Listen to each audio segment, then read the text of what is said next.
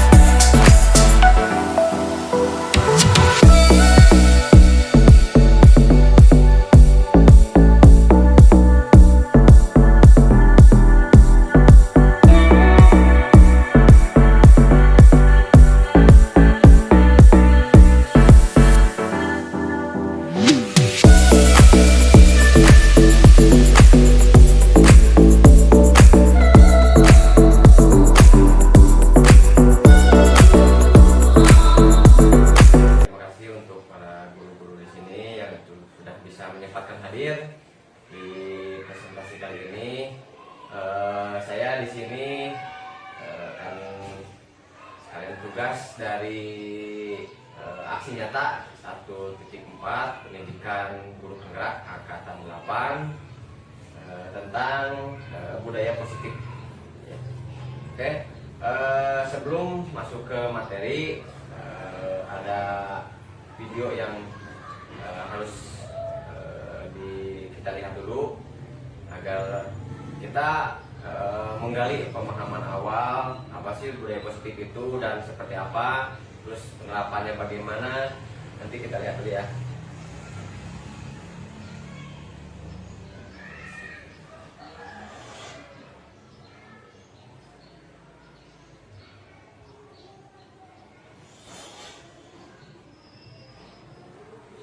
Ya, kita saksikan, kita pahami dulu video yang akan dilihat ya, tentang positif, tentang kata-kata positif dan budaya positif. Oke.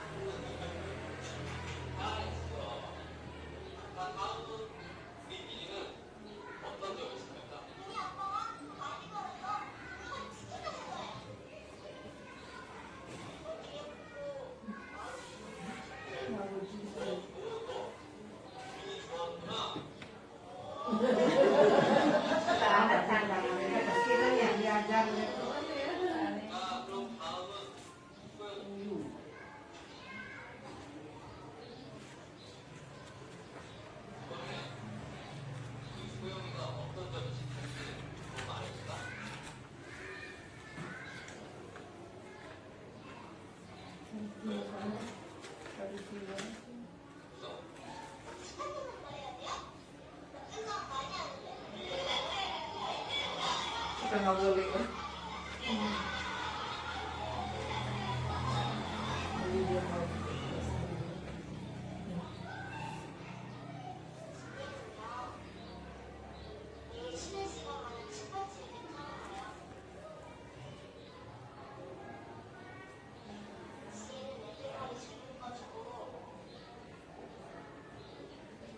Iya nilai dibully tapi nanti lama Akan ada kan kalau saya menyebutkan kelebihan.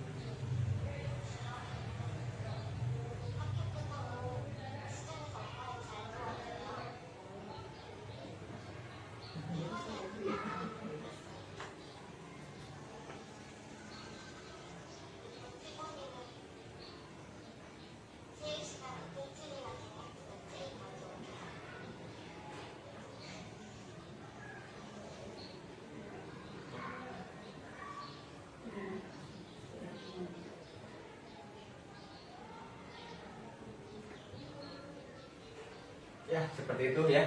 Tadi ada nilai positif yang bisa kita ambil, yang mungkin seperti apa sih penerapannya. Kira-kira nilai atau kebajikan apa sih yang terkandung dalam video tersebut? Kira-kira ada yang bisa menyimpulkan? Mereka apa sih? Dia bisa menyebutkan kelebihan orang yang menganggap dia punya kelebihan gitu. Jadi menyebutkan kelebihan dari suatu seorang gitu ya. Bisa. Gitu. Mungkin ada lagi dari ibu-ibunya? Dia nama membalas keburukan dengan kebaikan. Jadi Balas air tuba dengan air susu gitu kan. Oke ya. Ya, memang dalam pembahasan kali ini kita akan membahas tentang budaya positif gitu ya. Di sini tentang video yang bernuansa-nuansa positif. Jadi yang diberikan stimulus dan respon antara guru, antara murid dan murid, antara guru dan guru, antara guru dan murid itu mungkin akan ada timbal balik gitu. Tidak hanya di lingkungan kita di sekolah, akan tetapi kan di lingkungan masyarakat, di lingkungan rumah juga. Kalau kita sudah berpikir secara positif, berkata secara positif, mungkin sebagian besar, tidak semuanya gitu, tidak sebagian besar mungkin akan berdampak positif juga bagi kita gitu kan, seperti itu. Oke, selanjutnya di sini ya. Di sini saya akan membahas tentang beberapa konsep inti tentang budaya positif. Mungkin yang pertama perubahan paradigma belajar, terus disiplin positifnya, nilai-nilai kebajikan, terus kebutuhan manusia, motivasi perilaku manusianya, terus nanti pas posisi kontrol guru seperti apa, dan keyakinan kelas, dan yang terakhir segitiga restitusi. Nah, di sini intinya tentang pemecahan masalah di segitiga restitusi. Gitu. Nah, ini disiplin positif, ya. Mungkin saya mulai pendidikan di guru penggerak tidak pernah terpikirkan, gitu ya. Mungkin dalam benak bapak ibu juga kadang-kadang suka agak lupa, gitu kan, bagaimana sih jasanya Bapak Pendidikan Indonesia, gitu kan, seperti itu. Itu Ki Hajar Dewantara yang mencetus pendidikan dari zaman dahulu ya, pada saat zaman penjajahan ya. Jadi menurut Bapak Ki Hajar Dewantara menyatakan bahwa di mana ada kemerdekaan, disitulah harus ada disiplin yang kuat.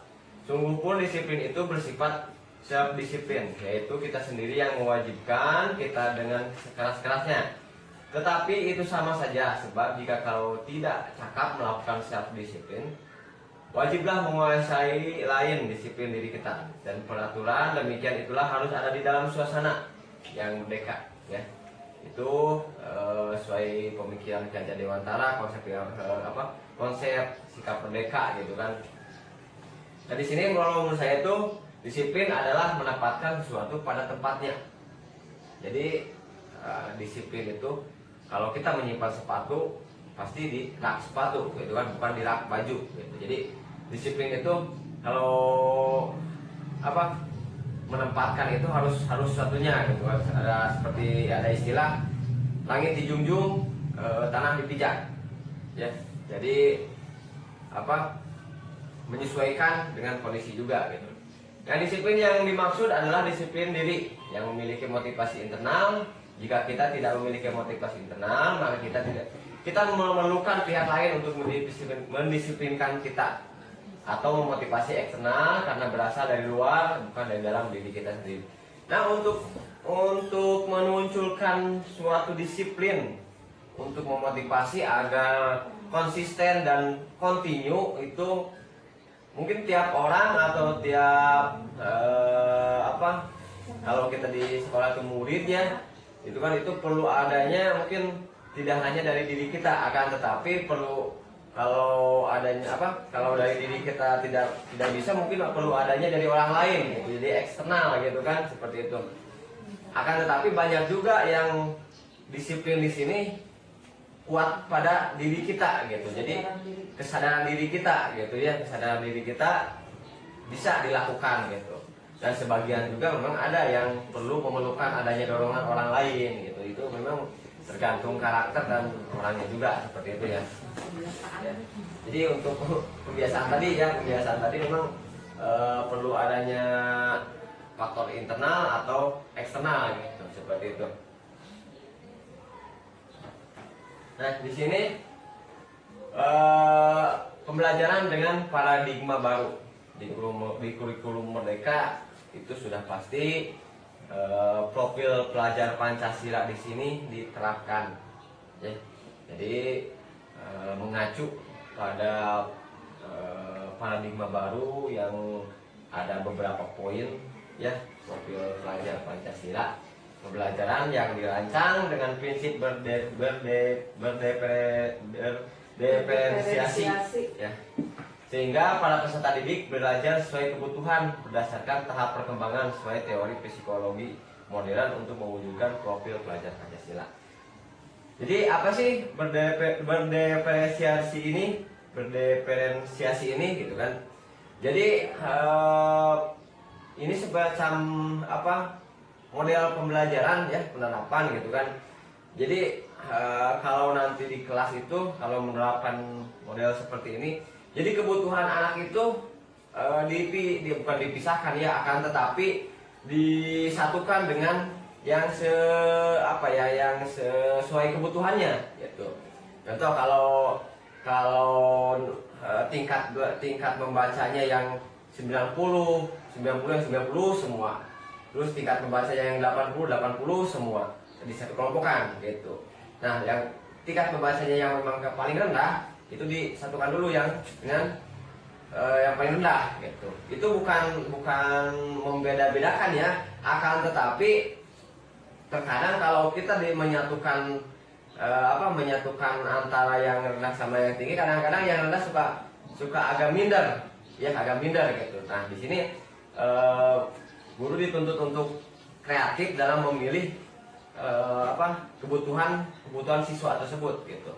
Jadi dalam membaca, dalam memahami materi juga itu harus disesuaikan gitu.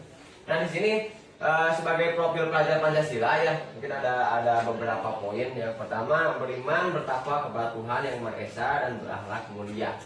Jadi di sini mungkin kita sebagai warga negara Indonesia tidak lepas yang namanya dengan Pancasila gitu.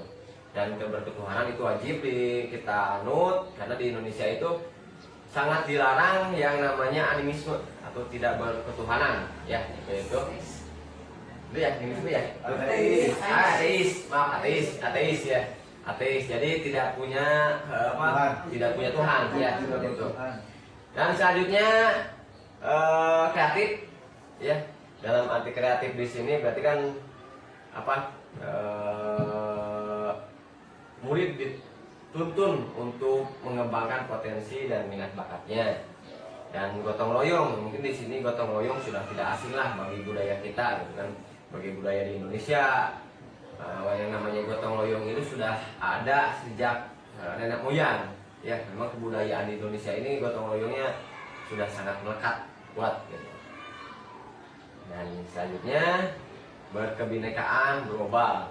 Kenapa berkebinekaan global? Jadi kita sebagai dasar negara itu berkebinekaan, bersatu, berbeda-beda akan tapi bersatu jua ya. Jadi untuk perbedaan di sini menyatukan untuk lebih berpikir secara mendunia. Jadi tidak hanya di Indonesia saja, sesuai dengan perkembangan zaman. Dan selanjutnya bernalar kritis. Bernalar kritis di sini mungkin akan ada kaitannya dengan kreatif. Jadi siswa kita tuntun untuk lebih lebih panjang dalam pemikirannya, dalam pemahamannya, seperti apa untuk memahami materi tersebut, gitu, seperti itu. Dan mandiri di sini mungkin dalam berbagai aspek ya, aspek dalam belajar, terus aspek dalam melakukan kedisiplinan, dalam kegiatan-kegiatan sehari-hari gitu, seperti itu. Nah, di sini ada beberapa miskonsepsi ya tentang teori kontrol ya. Teori kontrol menurut Dr. William Glasser dalam kontrol teori untuk meluruskan beberapa miskonsepsi ya. Jadi yang pertama, ilusi guru mengontrol murid. Gimana sih? Kira-kira ada yang tahu nggak? Ada yang paham nggak? Ilusi guru mengontrol murid. Jadi ilusi itu hanya bayangan. Miskonsepsi. Miskonsepsi itu konsep yang salah, yang salah gitu. Guru tentang mengontrol murid.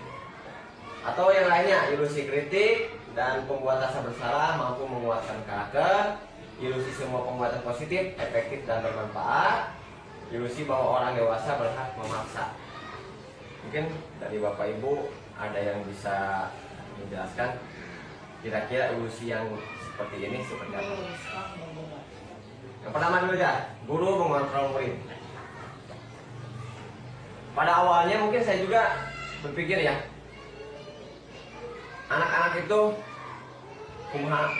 seperti apa? Kumaha guru gitu kan, bagaimana guru gitu kan. Jadi anak harus seperti itu, anak seperti ini. Jadi guru mengkotak-kotakan potensi murid. Mungkin seperti itu awalnya juga saya juga. Akan tetapi setelah ditelaah, murid itu kalau menurut saya itu ibarat sandi Morse ya, ibarat sandi Morse. Kenapa ibarat sandi Morse? Sandi Morse itu kan terdapat titik dan garis, ya, terdapat titik dan garis. Jadi dalam teori ini guru dituntut menuntun murid untuk menuju kebahagiaan yang setinggi-tingginya. Jadi di sini guru bukan untuk untuk mengkotak-kotakan potensi murid ya, akan tetapi kita menuntun akan potensi dan karakternya. Jadi kita hanya menyambungkan antara titik dan garis tersebut gitu.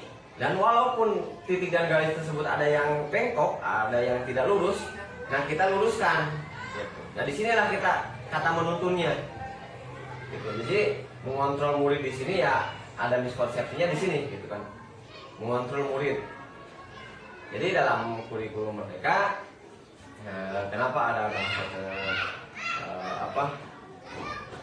berpusat pada guru? Memang dulu juga gitu kan, kurikulum yang sebelumnya ada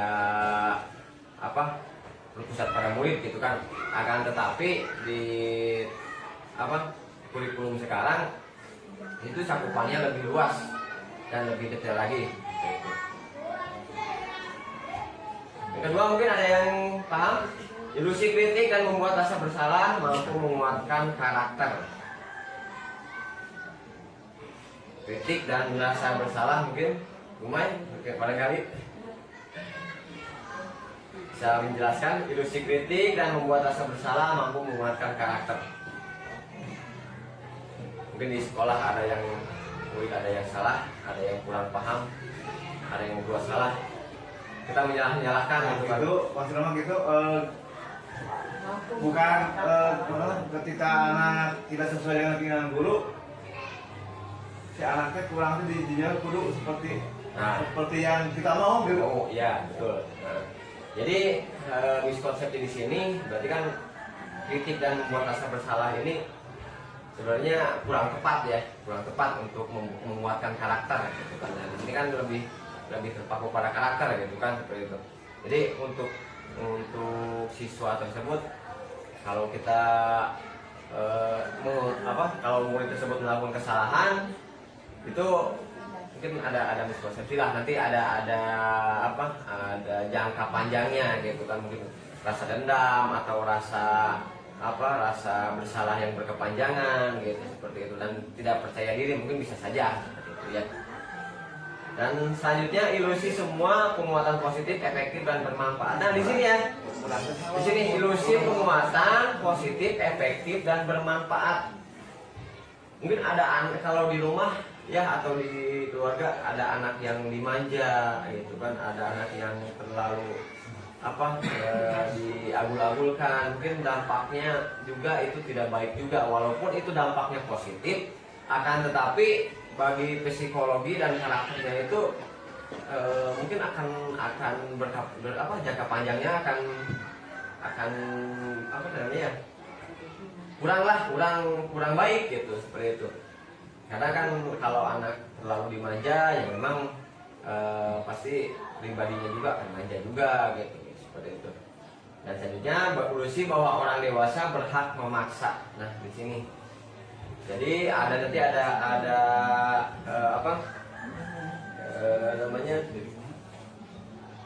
tentang konsekuensi ya, tentang konsekuensi logis dan konsekuensi alamiah. Nah di sini ilusi bahwa orang dewasa itu berhak memaksa. Jadi terkadang ini ada bahasa yaudah nggak apa gimana dulu gitu kan. Jadi anak ditunjuk seperti apa dan bagaimana itu ya seperti gimana dulu gitu kan. Jadi Bayang mau mana orang dalam gitu ya. ya. Nah, jadi miskonsepsi gitu kan untuk kontrol di sini. Mungkin di sini ada stimulus respon tentang teori kontrol ya, pandangan tentang dunia ya. Stimulus respon di sini yang pertama realistis kebutuhan kita sama ya. Teori kontrol tentang dunia ya. Realitas kebutuhan kita sama, realitas kebutuhan kita berbeda ya. Ini cerita ini. Semua orang melihat hal yang sama, setiap orang memiliki gambaran yang berbeda ya. Jadi mungkin pandangan kita itu yang ini ya, yang stimulus respon tentang dunia yang ini, dan teorinya itu yang kontrol tentang dunia ya, seperti itu.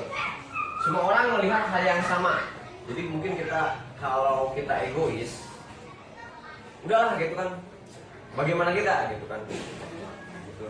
Kalau kita A ya A semua gitu. Tetapi kan setiap orang memiliki gambaran berbeda ya, walaupun rambut sama hitam dan ada yang variasi putih gitu kan. variasi putih ya, itu pasti kan pemikirannya berbeda-beda gitu ya, seperti itu. Dan selanjutnya kita mencoba mengubah orang agar berpandangan sama dengan kita ya. Pastilah dimana juga pasti kita ingin berpandangan sama gitu ya, dan pasti orang lain juga pasti gitu, ingin berpandangan sama kan. Tapi kan kita berusaha memahami pandangan orang lain tentang dunia.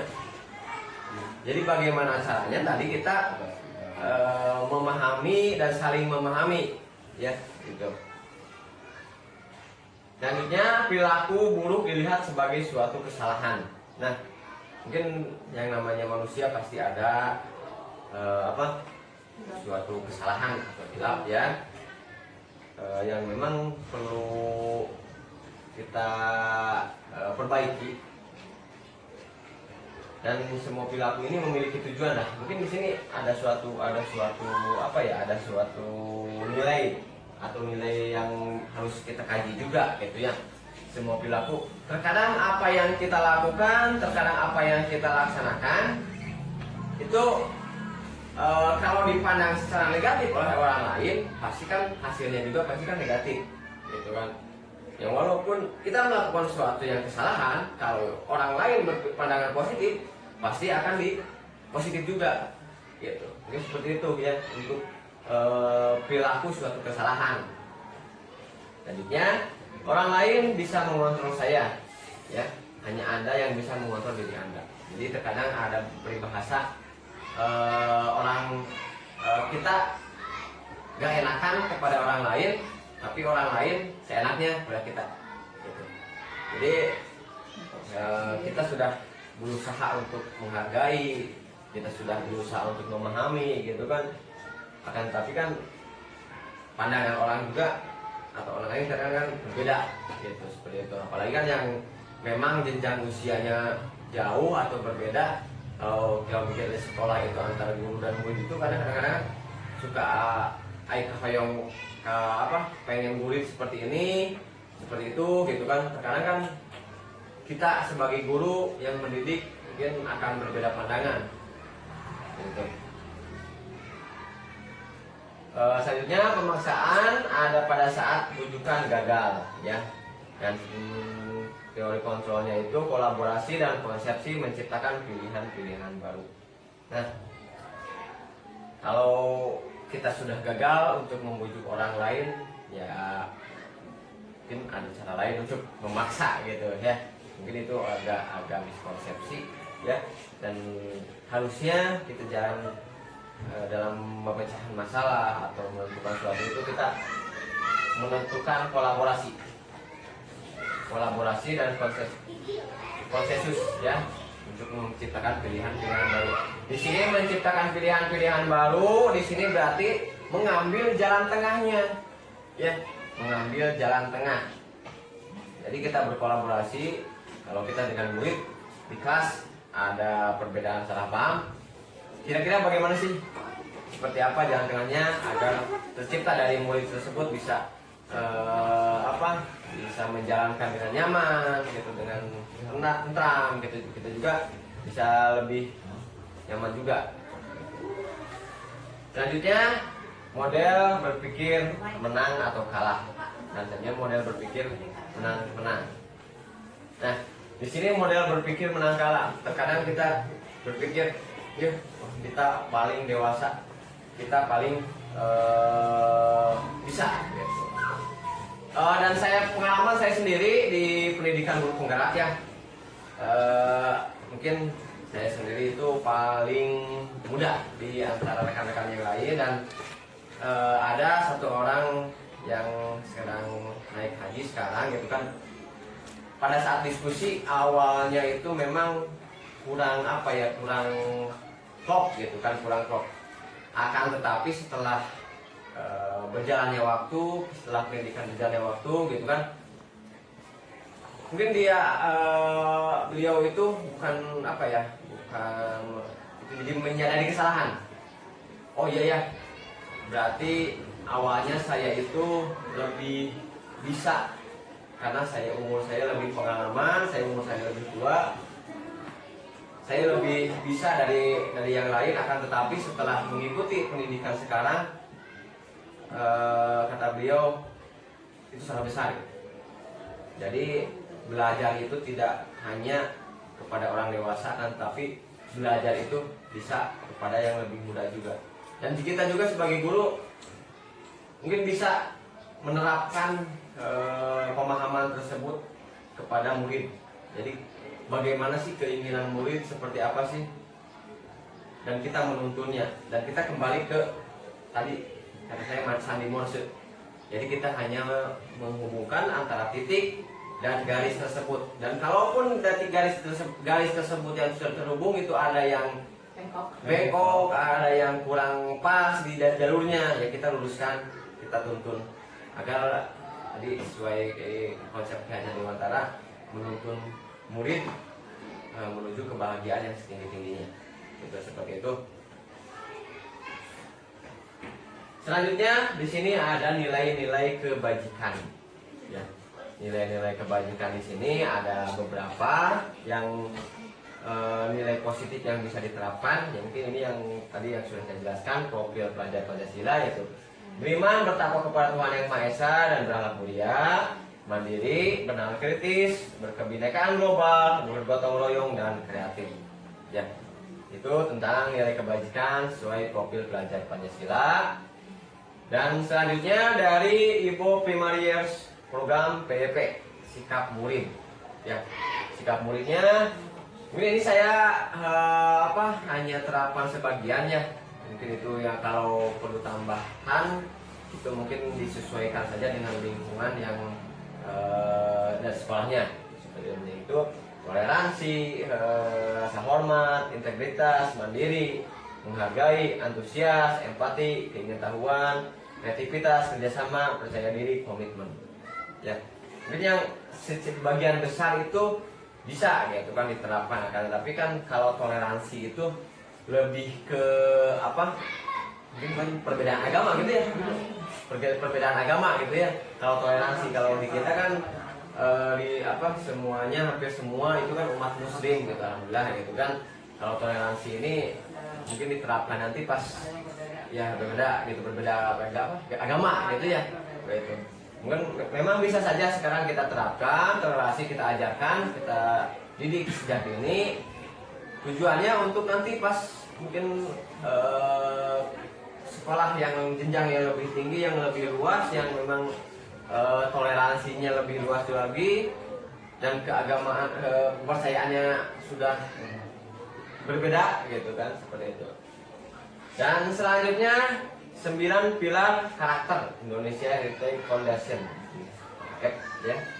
Pertama, cinta Tuhan dan segenap cintanya, kemandirian dan tanggung jawab, kejujuran, amanah, diplomatis, hormat dan santun, dermawan, suka menolong dan gotong royong, percaya diri, kreatif dan pekerja keras, kepemimpinan, keadilan, baik dan rendah hati, toleransi, kedamaian dan kesatuan.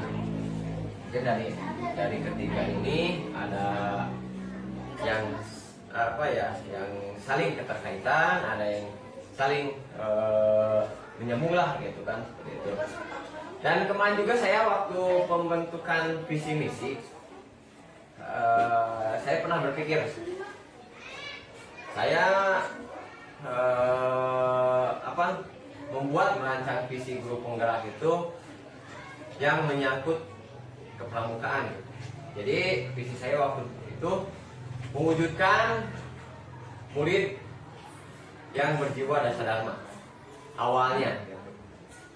Memang kalau kita lihat secara dasar dharma itu kan ada 10 nilai, mungkin tidak akan terlepas dari nilai-nilai kebajikan ini. Akan tetapi yang saya kaji ulang, saya pahami lagi, tidak semua orang menyukai pramuka, tidak semua orang bisa memahami pramuka, ya. Jadi dalam kemarin juga saya ada suatu pencerahan juga dan koordinasi dengan pelajar praktik, mungkin ada benarnya juga gitu. Karena memang kan kalau menciptakan visi dan misi ini bertujuan untuk cakupannya secara luas, itu tidak hanya dalam satu posisi atau kelompok, ya gitu. Nah, selanjutnya ini nilai-nilai kebajikan, ya, nilai-nilai kebajikan yang petunjuk seumur hidup dan keterampilan hidup, lifelong wages and life skill, ya, untuk keterampilan hidup. Mungkin di sini yang keterampilan hidup di sini tidak hanya diterapkan di sekolah, ya, tidak hanya diterapkan di sekolah, akan tetapi lebih ke nanti persiapan di lingkungan masyarakat, ya. Dapat dipercaya, lurus hati, gitu kan, pendengar yang aktif, terus tidak merendahkan orang lain dan memberikan yang terbaik dari diri. Oke. Dan petunjuk hidupnya peduli, penalaran, bekerja sama, keberanian, keingintahuan, usaha, kelulusan, fleksibel, organisasi, kesabaran, keteguhan hati, kehormatan, memiliki rasa humor, inisiatif, integritas, pemecahan masalah, sumber pengetahuan, tanggung jawab, dan persahabatan. Ini lebih ke keterampilan hidup dalam bermasyarakat mungkin ya, seperti itu. Kalau memang perlu juga kita terapkan sejak ini kepada murid, karena dasarnya untuk mengembangkan life skill ini ya di sini gitu, di sekolah gitu. Karena kan kalau di rumah ya mohon maaf gitu kan, kadang-kadang ada orang tua yang kurang kurang mendidik, kurang memperhatikan anaknya itu di luar seperti apa dan pergaulannya bagaimana gitu, seperti itu. Dan selanjutnya 7 kebajikan esensi, yaitu untuk membangun kecerdasan moral sesuai menurut Michel Borba ya. Empati, suara hati, kontrol diri, rasa hormat, kebaikan, toleransi, dan keadilan ya. Di sini nilai-nilai kebajikan, terus nilai-nilai yang tadi saya sebutkan ada 5 nilai-nilai kebajikan ini saling keterkaitan ya. Mungkin kalau secara universal nilai-nilai kebajikan di sini ya tidak terlepas dengan budaya-budaya Indonesia lah gitu kan, yang memang sudah tidak asing lagi bagi kita di Indonesia, bergotong royong ya seperti ini. Di sini diterapkan secara global gitu. Nah, di sini ada lanjut kepada kebutuhan dasar manusia. Mungkin kita selaku manusia mungkin perlu adanya suatu kebutuhan ya. Seluruh tindakan yang kita lakukan memiliki tujuan tertentu, dan semua usaha terbaik yang kita lakukan adalah dalam rangka agar kebutuhan dasar kita terpenuhi. Kebutuhan dasar manusia adalah segala sesuatu yang kita lakukan untuk mendapatkan apa yang kita inginkan. Jadi kebutuhan dasar manusia di sini mungkin ada beberapa ya. Yang pertama itu bertahan hidup ya. Kebutuhan dasar mungkin ini suatu kewajiban ya, dimana manusia untuk bertahan hidup. Bertahan hidup itu seperti apa? Yang pertama mungkin kita membutuhkan rumah ya. Terus yang kedua mungkin baju, kalau kita ya wajib ya. Makan itu sangat wajib ya untuk bertahan hidup ya, seperti itu. Terus selanjutnya kasih sayang dan rasa diterima ya. Itu suatu kebutuhan dasar yang memang wajib ya, kasih sayang dan rasa diterima. Kalau kita masuk suatu lingkungan kita merasa tidak diterima dan tidak dikasih sayang, mungkin tidak nyaman gitu ya, tidak nyaman gitu kan, tidak enak gitu kan. Tingkah laku kita atau perilaku kita yang positif juga mungkin akan dianggap negatif ya, karena memang aura awalnya negatif ya, pasti perilaku kita kan negatif seperti itu ya. Selanjutnya kebebasan. Semua orang, semua manusia pasti merasa ingin adanya yang namanya suatu kebebasan ya. Tidak ada yang namanya aturan ya. Karena kalau semua manusia, walaupun itu pihak siapa saja, suatu dasarnya ingin bebas ya, tidak ingin yang namanya ada aturan ya, seperti itu. Terus yang selanjutnya kesenangan. Kesenangan di sini, kesenangan pasti kebahagiaan. Apa yang kita rasakan, apa yang kita lakukan bertujuan untuk kesenangan ya, itu. Dan selanjutnya penguasaan ya. Nah, di sini ego ya, ego yang tercipta dari dasar manusia. Di sini secara ego pasti muncul, akan tetapi bagaimana sih kita menekan ego tersebut itu. Nah, setelah tadi ada kebutuhan dasar manusia, di sini mungkin ada motivasi perilaku manusia, dari mulai dasar dulu dan sekarang langsung masuk ke motivasi yang tadi ada intrinsik dan intrinsik ya. Mungkin motivasi intrinsiknya untuk menghindari ketidaknyamanan atau hukuman ya. Jadi mungkin di sini lebih ke melanggar aturan ya, lebih melanggar aturan, ingin bertujuan kepada kebebasan ya. Dan selanjutnya di sini untuk mendapatkan imbalan atau penghargaan dari orang lain, dan di sini kasih sayang dan merasa diterima ya, motivasinya. Jadi kalau kita bersemangat, orang tersebut motivasinya lebih, mungkin ada dua kemungkinan di sini: untuk menghindari ketidaknyamanan atau menyesuaikan ya di lingkungan tersebut dan mendapatkan imbalan atau penghargaan ya. Itu dilakukan intrinsik. Dan untuk motivasi intrinsiknya, untuk menjadi yang mereka inginkan dan menghargai diri sendiri dengan nilai-nilai yang mereka percaya. Kalau seseorang sudah masuk ke suatu lingkungan dan mereka melakukan hal yang terbaik, melakukan hal sesuatu yang positif, mungkin di sini nilai-nilainya, nilai kebajikannya, nilai yang sudah dipercaya ya.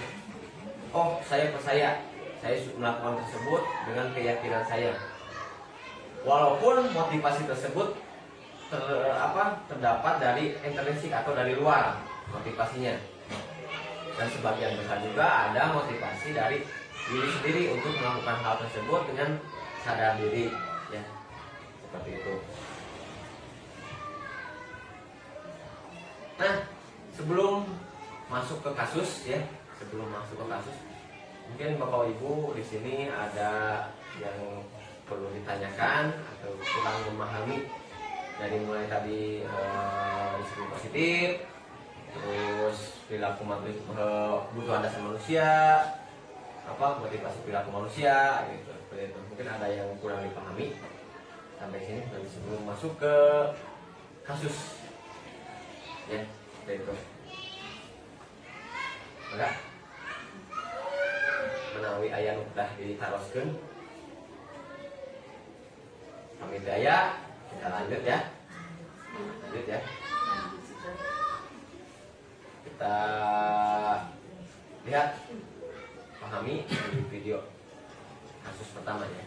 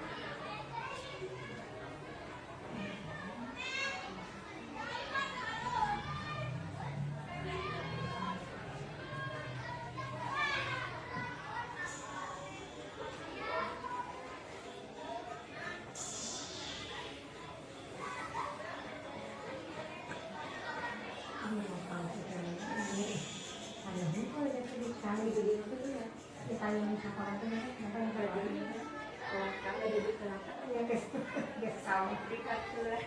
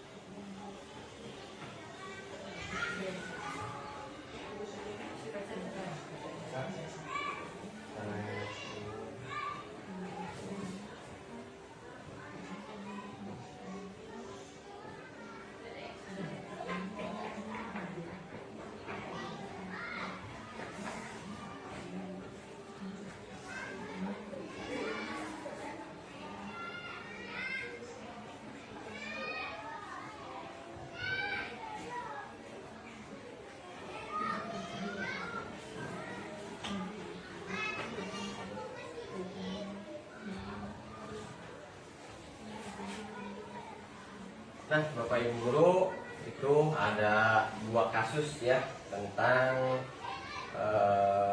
nanti penerapan tentang segitiga restitusi dan tentang budaya positif. Ya. Mungkin ada yang bisa menyimpulkan kira-kira Bu ya kasus yang pertama itu seperti apa sih? Selamat. Gimana? Selamat masuk karena jajan di kantin. Jajan di kantin, iya betul. Tentang kasus pertama itu berarti telat masuk ya, telat masuk karena terlalu asik makan dan jajan di kantin ya, itu. Lalu yang kedua, kira-kira Buang sampah. Nanti bisa menyimpulkan Sampah sembarangan. ya, apa? Buang Mulai sampah buang ya, sembarangan. betul. Sangat betul. Membuang sampah sembarangan. Ya. Kayak Nah. bapak itu minum dengan tangan kiri, Oh, iya. dengan kanan. Jadi si guru itu harus memberikan arahan. Oh iya betul ya, bisa. Jadi udah dapatkan lah gitu. Terus ya, terus ya. kebiasaannya.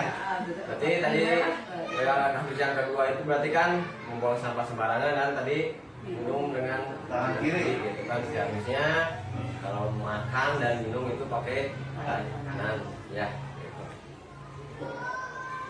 Nah di sini ada perasaan murid setelah pelaksanaan segitiga restitusi.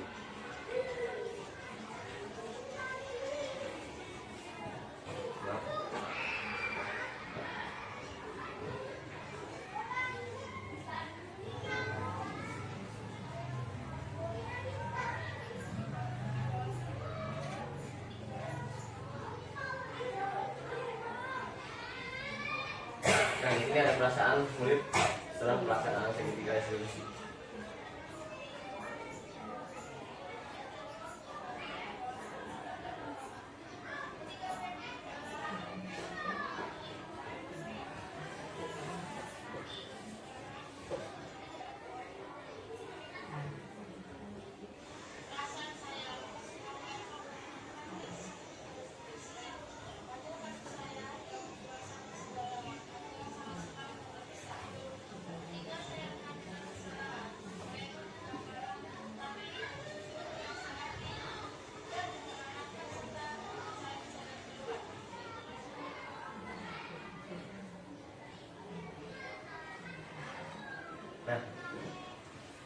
tadi dari dua kasus tersebut ada beberapa nilai yang dapat kita ambil ya.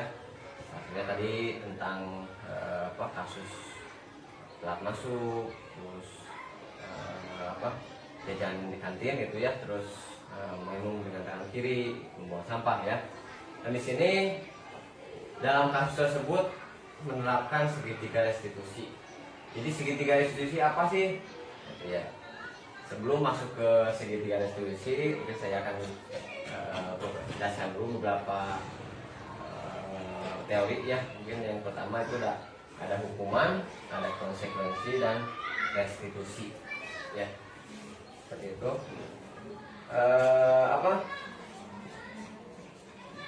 Bisa ada yang bisa menjelaskan apa sih hukuman? Jadi ketika siswa melakukan kesalahan, guru teh memberikan hukuman.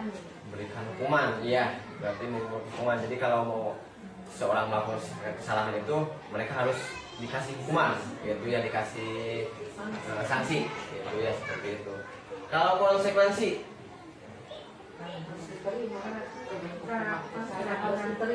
harus diterima, ya.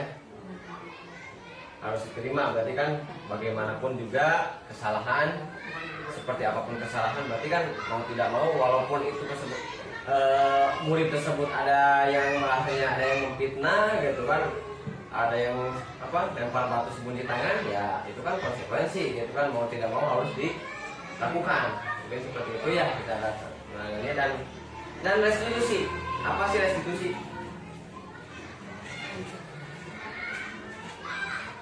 Barangkali ada yang pernah membaca artikel atau membaca buku tentang restitusi. Apa sih restitusi? Kalau dilihat dari video tadi, atau ya kalau dilihat dari video tadi, Ya. jadi ketika siswa melakukan kesalahan, siswa itu tidak langsung diberi hukuman atau apa gitu, tapi ditanya dulu, ya dikonfirmasi dulu, terus siswa teh jadi apa kesalahan, jadi bertanya si guru teh kesalahan kamu apa, jadi menyadari gitu. Setelah tahu dan menyadari kesalahannya, dicari jalan keluarnya gitu. Jadi solusinya teh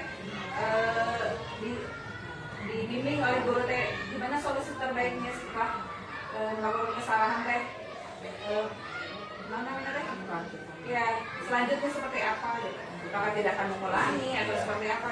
Iya betul ya, dari restitusi itu lebih ke menyadari tanggung jawab siswa gitu ya. Jadi oke. Hukuman itu kan sudah tadi saya sudah ada gitu kan. Hukuman yaitu melakukan pengarahan lebih ke memberi pelajaran gitu kan, kepada memberi tindakan kepada seorang. Di sini hukuman di sini hanya satu pihak. Jadi hanya satu pihak gitu kan. Jadi kalaupun orang tersebut salah, ya udah salah gitu, seperti itu. Dan hukuman di sini pasti kan tidak terencana dan tiba-tiba. Dan memang sudah ada gitu kan. Murid tidak tahu apa yang terjadi dan tidak dilibatkan, bersifat satu arah. Kalaupun ada dua yang berselisih, pasti yang mengarahnya itu yang salah. Dan tidak tahu kan kenyataannya seperti apa, gitu kan. Dan di sini berupa hukuman fisik atau psikis ya, hukuman di sini ya. Dan selanjutnya konsekuensi.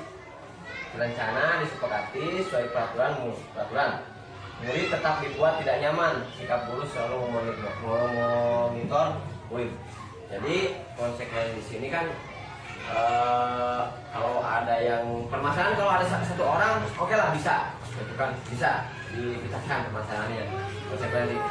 Nah bagaimana kalau dua orang, gitu kan, yang memang tidak bisa, seorang guru tidak bisa dilihat permasalahannya seperti apa dan bagaimana, dan ada yang dirugikan, mungkin tidak bisa jadi satu pemecahan masalah, gitu kan, karena konsekuensi di sini kan berfokus pada tujuan menggambarkan orang bagaimana bertingkah laku baik ke depannya, gitu kan. Konsekuensi ada.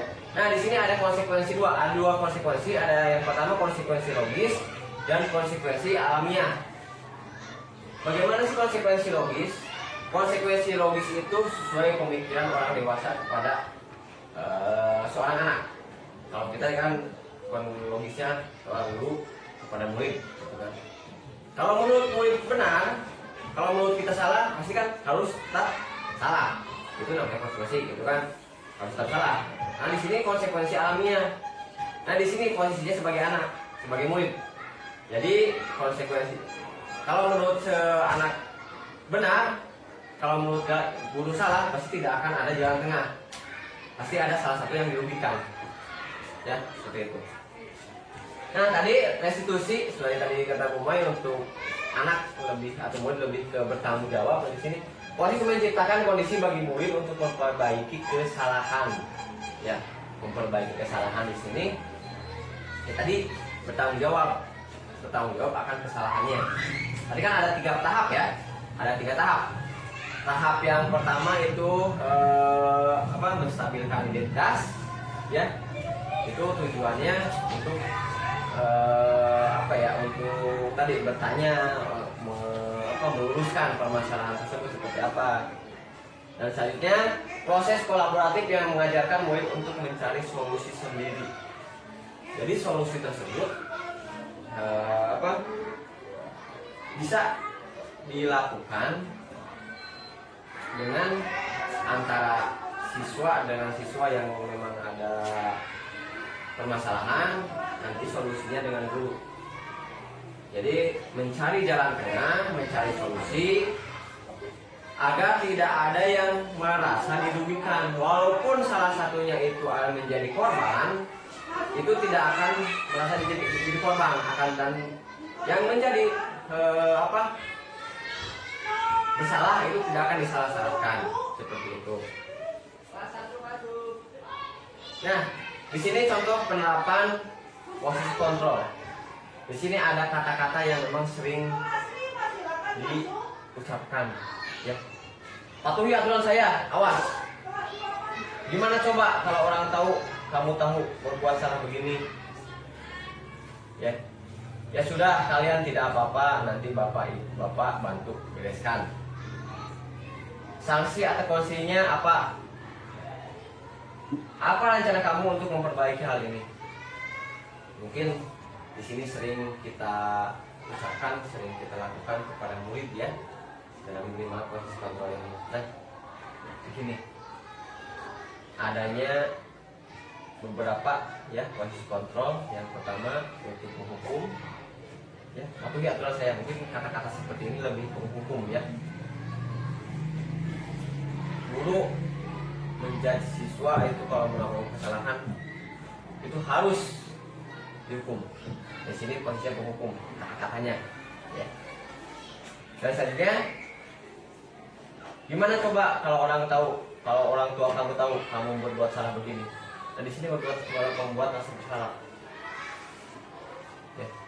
Jadi murid merasa bersalah, mungkin akan kurang bersemangat. Ya. Posisinya berarti sebagai penghukum dan membuat rasa bersalah. Dan yang ketiga, ya sudah, kali ini tidak apa-apa, nanti bapak bantu bereskan. Nah di sini posisinya sebagai teman, ya, kita sebagai teman pada muridnya, ya, itu. Dan selanjutnya sanksi atau konsekuensi apa? Di sini sebenarnya sebagai pemantau. Jadi guru tidak banyak bertindak, ya, hanya sebatas melihat permasalahannya seperti apa, dari sudut mana, dan hanya menanyakan. Ya, seperti itu. Dan yang terakhir, apa rencana kamu untuk memperbaiki hal ini? Yang kelima itu manajer. Ya. Oke, Bapak Ibu guru sekalian, dari kelima posisi kontrol tersebut, dari kasus tadi, kasus pertama dan kasus kedua, guru tadi itu berada di posisi mana? Ada di posisi, ya? Ada di posisi mana? Manajer, ya, betul. Posisi di manajer. Jadi untuk menstabilkan identitas, ya, memvalidasi. Apa rencana kamu untuk memperbaiki hal ini? Jadi posisi guru di sini hanya sebatas manajer untuk memanajemen bagaimana sih siswa tersebut, bagaimana sih murid tersebut agar bisa memperbaiki, bisa bertanggung jawab secara alamiah mereka. Kembali lagi seperti tadi prinsip saya yang saya katakan, murid tercipta sebagai seperti sandi Morse yang tercipta dari titik dan garis, ya. Jadi posisi kontrol guru tersebut sebagai manajer, jadi untuk memanajemen bagaimana sih agar caranya si murid tersebut tidak bengkok, tidak salah arah, tidak salah jalan, ya, agar tetap lurus di jalannya, ya, seperti itu. Mungkin bisa dipahami dulu, ya, bisa dipahami dulu kata-katanya dan kalimat-kalimatnya.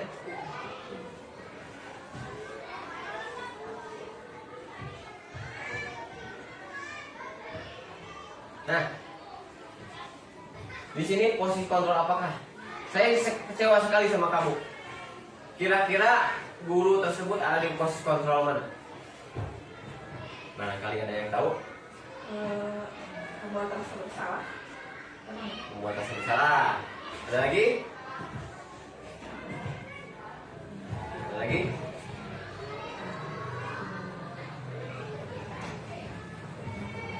Saya kecewa sekali sama kamu. Memantau. Memantau. Ada lagi? Teman. Teman. Iya. Oke, kita lihat ya. Dikecewakan. Ya. Pembuatan tersebut salah.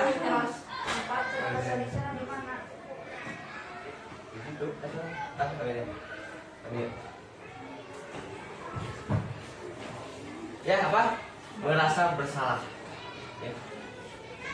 Berarti kan kalau guru mengatakan saya sudah kecewa sama kamu, kita sudah kecewa dengan Adinda, gitu kan? Mungkin itu pemikirannya sudah apa ya, sudah jauh gitu kan? Kalau sudah merasa kecewa, gitu. Nah, selanjutnya posisi kontrol apakah kamu selalu saja salah? Hukum. Apa? Hukum. Ada lagi? Biar ada yang lain. Ada lagi? Kamu selalu saja salah. Ada lagi? Dari penghukum, ya? Ya, memang penghukum. Karena memang dalam kalimatnya itu lebih memojokkan satu orang atau memojokkan pihak yang dirugikan, ya. Nah, selanjutnya selalu pasti kamu selalu selesai terakhir. Kira-kira posisi kontrol guru apa gitu? Selalu pasti kamu selalu selesai terakhir. Memantau. Memantau. Pertama itu. Sopan pandarina ya kan kayak gitu. Jadi tinggalin ya. Biasanya yuk. Suka ya. Memantau. Ada lagi? Barangkali pendapatnya yang berbeda. Membuat merasa bersalah seperti itu. Membuat rasa bersalah. Iya. Ada lagi? Ya, melihat. Hukum. Ya. Kenapa penghukum di sini? Ini kan lebih ke memojokkan satu orang, memojokkan satu pihak, gitu kan? Di sini. Jadi penghukum di sini ya mau tidak mau ya mereka, walaupun secara verbal atau non verbal, ya penghukum di sini ya apa? Yang mau lebih memojokkan, lebih disalahkan orang yang salah, gitu ya. Nah, di sini, ayolah bantu demi Bapak ini, gampang lah. Apa ya? Teman. Apa? Sebagai Teman. iya, sebagai teman. Ya, mungkin kalau kita sebagai guru di posisi teman, ada suatu hal negatif dan positifnya ya. Kalau hal positifnya itu kita bisa masuk ke dunia mereka, kita bisa luasa dan mereka juga akan lebih luasa kepada kita gitu, akan tetapi sisi negatifnya mereka kurang ya kurang rasa hormat juga gitu kan, kurang menghargai kita bahwa kita itu sebagai guru gitu. Dan mungkin kalau anak ya memang ada plus minusnya lah gitu kan, seperti itu ya. Selanjutnya apa yang kamu lakukan?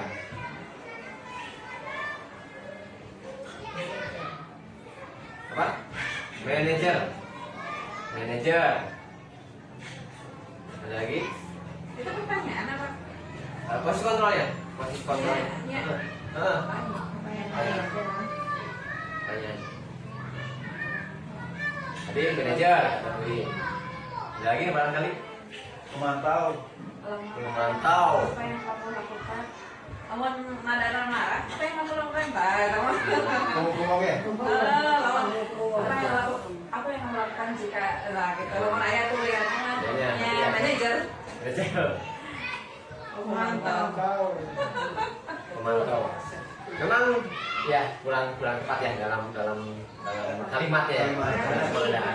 Ada miskonsepsi ya dalam itunya memantau. Jadi tujuannya pemantau di sini kan hanya menanyakan. Nah, Ya hanya menanyakan apa yang kamu lakukan gitu kan. Jadi hanya guru hanya melihat dan menanyakan saja. Gitu. Apa misalnya untuk manajer? Manajer ya, apa rencana kamu untuk kebaikan ini? Jadi udah pasti ya ini mah apa kata-katanya pasti manajer, karena memang kan ini kata-kata lebih positif gitu itu. Dan sini apa kamu meyakininya? Manajer lagi barangkali Kata identitasnya? jadi apa kamu meyakini, jadi maksudnya meyakini bahwa mereka itu melakukan tersebut benar atau tidak, jadi melakukan tersebut betul atau tidak. Manajer. Ya jadi maksudnya meyakini itu kalau murid melakukan kesalahan Benar gitu. ya kamu itu betul kita melakukan Nyadar. seperti itu. Jadi lebih manajer, jadi manajemen tanggung jawab siswa ya, seperti itu. Nah di sini ada suatu yang namanya mengapa keyakinan kelas bukan peraturan kelas. Di kurikulum Merdeka memang peraturan itu bukan dirubah ya, kalimatnya itu menjadi keyakinan kelas ya. Bukan karyawan, kadang kesepakatan kelas. Kesepakatan kelas ya, kesepakatan kelas sama saja gitu. Ya kalau peraturan kan misalkan jangan membuang setelah, jadi ayat kata-kata negatifnya istilah nanti. Jadi siswa kan jangan membuang sampah sembarangan. Jadi karena kakak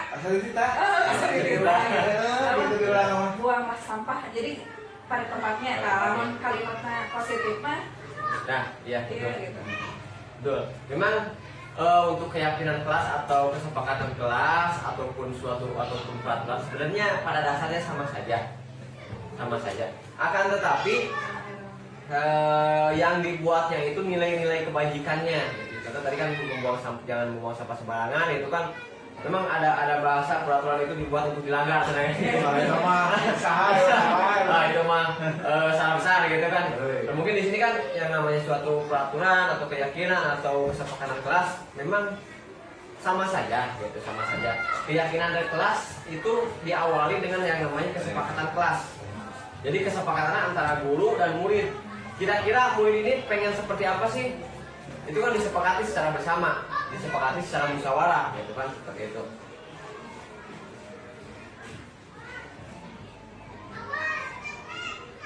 Nah di sini adanya segitiga restitusi.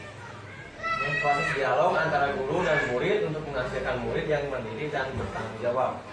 Tadi ya bertanggung jawab, jadi mandiri dan bertanggung jawab. ya. Agar siswa tersebut tidak melakukan kesalahan, agar siswa tersebut tidak melakukan hal-hal yang tidak diinginkan, agar batas-batasan tersebut bisa dilaksanakan, mungkin di dalam kelas khususnya perlu adanya tadi kesepakatan kelas atau keyakinan kelas. Ya, walaupun nanti pas pelaksanaannya terjadi suatu kesalahan, suatu memang yang tidak dilakukan murid, mungkin bisa dilaksanakan dengan segitiga restitusi. Tadi yang pertama mungkin menstabilkan identitas, terus validasi tindakan yang salah. Tadi untuk tindakan yang salah, setiap orang pasti melakukan kesalahan. Terus bagaimana sih caranya agar kesalahan tersebut bisa lebih baik, gitu. Dan selanjutnya menanyakan keyakinan. Nah, di sini menanyakan keyakinan di sini yang sudah disepakati, yang sudah dilaksanakan secara musyawarah, secara bersama-sama, ya, dalam memecahkan permasalahan.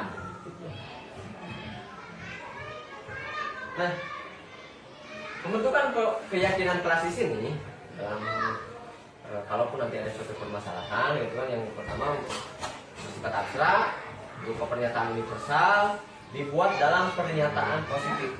Ya, sebenarnya dalam peraturan atau keyakinan kelas atau kesepakatan kelas dia bisa saja. Akan tetapi dalam rangkaian kata-katanya itu harus yang bernuansa positif, gitu ya. Sesuai dengan kondisi kelas dan sekolah sehingga mudah diterapkan. Ya. Selanjutnya semua warga sekolah atau kelas dilibatkan untuk membuat keyakinan kelas.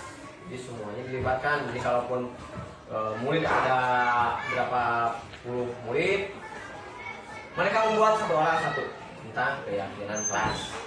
Tujuannya untuk apa? Untuk kesepakatan bersama, ya, yang disepakati secara bersama. Nah, tadi sedikit mengulas dulu ya prinsip segitiga restitusi. Menstabilkan identitas, ya, tadi terus berdasarkan prinsip membuat kesalahan adalah bagian dari proses pembelajaran. Di sini menstabilkan identitas di sini. Coba dari permasalahan dari kasus tadi yang dua, itu kan berarti kan menstabilkan identitas dulu untuk agar siswa tersebut tidak merasa bersalah, agar tidak merasa dipojokkan. Ya. Jadi bukan merasa bersalah, ya, jadi agar murid tersebut tidak terpojokkan. Ya, walaupun mereka melakukan kesalahan, bagaimana sih caranya agar mereka bisa bertanggung jawab dan melakukan hal untuk kedepannya tidak terulang. Ya, dan di sini variasi tindakannya berdasarkan prinsip setiap perilaku berupaya memenuhi suatu kebutuhan tertentu. Ya. Jadi perilaku mereka itu mungkin ada suatu tujuan tertentu yang mereka capai, ataukah mereka harga dirinya merasa terganggu, ataupun ada yang kurang yang nyaman di lingkungannya, gitu ya. Gitu. Selanjutnya menanyakan keyakinan berdasarkan prinsip teori kontrol bahwa pada dasarnya kita termotivasi secara intrinsik. Mungkin semua murid, semua siswa punya motivasi tersendiri. Kenapa mereka melakukan hal tersebut dan kenapa mereka bisa melakukan hal gitu ya. Jadi di sini segitiga restitusi di sini. Ya, sebenarnya dalam pemecahan masalah dari kasus tadi sebenarnya tidak harus semuanya terlaksana untuk stabilkan identitas, validasi tindakan atau menanyakan keyakinan, tidak. Akan tetapi disesuaikan saja. Minimalnya 2 lah gitu, bisa dilaksanakan gitu. Kalau pun tidak dilaksanakan seluruhnya bisa saja gitu kan. Nah, tidak harus menstabilkan identitas dulu gitu kan, akan tapi bisa saja menaikkan keyakinan dulu atau validasi tindakan dulu, bisa saja. Itu sesuai kondisi permasalahan seperti itu. Dan mungkin terima kasih itu paparan teori tentang disiplin positif, ya, sejarah saya yang sudah saya paparkan. Mungkin dari Bapak Ibu guru ada suatu pertanyaan mungkin yang perlu ditanyakan untuk materi disiplin positif atau pertanyaan yang lain, ya. Tidak ada mungkin ya? Tidak ada ya, mungkin itu. Terima kasih atas perhatiannya. Mungkin untuk materi kali ini pemaparan saya bisa bermanfaat bagi Bapak Ibu guru, bisa diterapkan dan bisa bermanfaat khususnya bagi saya sendiri. Ya. Terima kasih. Kurang lebihnya saya mohon maaf. Wassalamualaikum warahmatullahi wabarakatuh. Waalaikumsalam.